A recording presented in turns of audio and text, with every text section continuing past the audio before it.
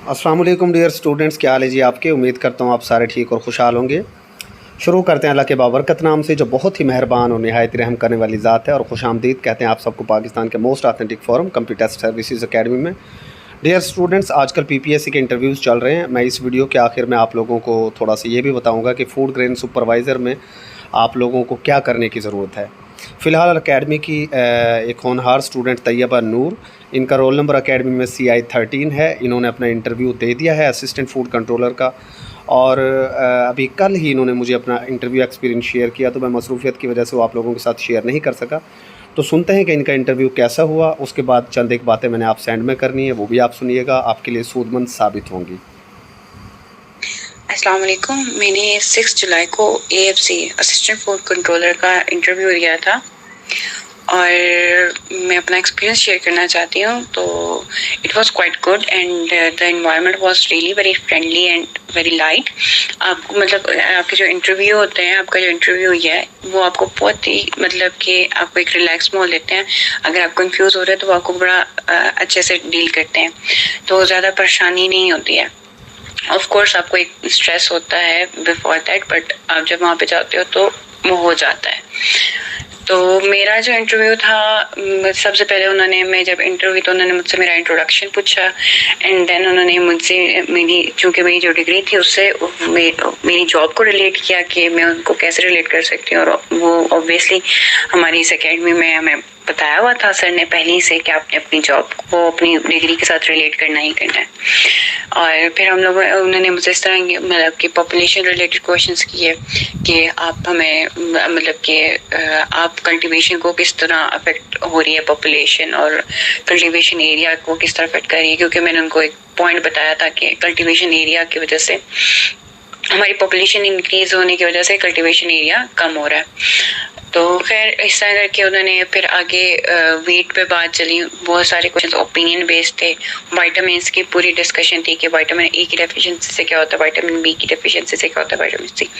और सो फार उसके बाद फिर उन्होंने मुझसे क्वेश्चन पूछा था ओपिनियन बेस्ड कि आप अगर सैलाब आ जाता तो आप अपनी एरिया को किस तरह अपने स्टोरेज एरिया को कैसे प्रोटेक्ट करेंगे, क्या प्रिवेंशंस लेंगे।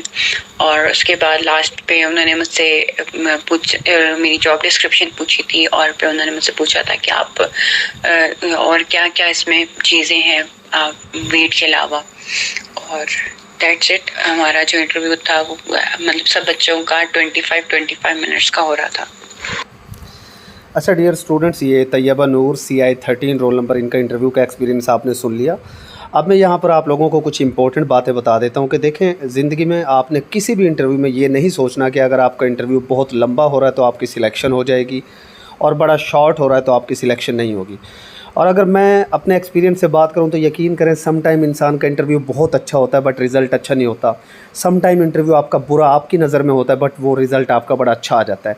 तकदीर बहुत मैटर करती है। सम टाइम आपसे वही क्वेश्चंस पूछ लिए जाते हैं जिनके आप प्रिपरेशन करके जाते हैं या जिन पर आपकी कमांड होती है, और सम टाइम बड़े बड़े सूरमा गिर जाते हैं। तो इसमें कोई शर्म की बात नहीं होती। लिहाजा सबसे जो इम्पोर्टेंट मेरी तरफ से आप लोगों के लिए जो टिप है ना, वो ये है, जैसे वो इमरान खान साहब कहते थे ना कि जी आपने सबसे पहले घबराना नहीं है। तो ये बड़ी इंपॉर्टेंट बात है कि घबराना नहीं है। कुछ नहीं होता, अगर इंसान फेल हो जाए या उसके नंबर कम भी आ जाते तो कोई इतनी बड़ी बात नहीं है। फेलियर आपकी लाइफ का पार्ट होता है, ठीक है। इसको सबसे पहले ना अपने सर पे आप लोगों ने सवार नहीं करना, रिलैक्स होकर तैयारी करें। बाकी अभी जो मेरे पास स्टूडेंट्स आ रहे हैं, जी सर हमने अब तैयारी करनी, तो बेटा माजरत, अब रजिस्ट्रेशन हमारे सेशन की क्लोज़ हो चुकी हैं। जो इंटरव्यूज़ के हवाले से चल रहा था, तो ये पॉसिबल नहीं है कि आपको एक दिन में तैयारी करवा दी जाए। बाकी यह है कि आपने कूल रहना है, रिलैक्स रहना है, और डिपार्टमेंट के हवाले से जितनी इन्फॉर्मेशन कलेक्ट कर सकते हैं वो करें।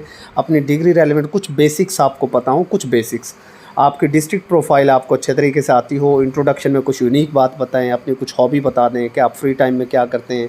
अगर आपकी हॉबी फ़र्ज़ करें गार्डनिंग है, तो आपको पता हो कि फिर गार्डनिंग होती क्या है, उसके एसेंशियल फ़ीचर्स क्या हैं, कौन कौन से डिफरेंट पौधों के बारे में आपको पता हो। अगर आप कैलीग्राफी, पेंटिंग या ड्राइंग बताते हैं तो उसकी हिस्ट्री आपको पता हो। फेवरेट पर्सनैलिटी ज़रा देखभाल कर चुना करें।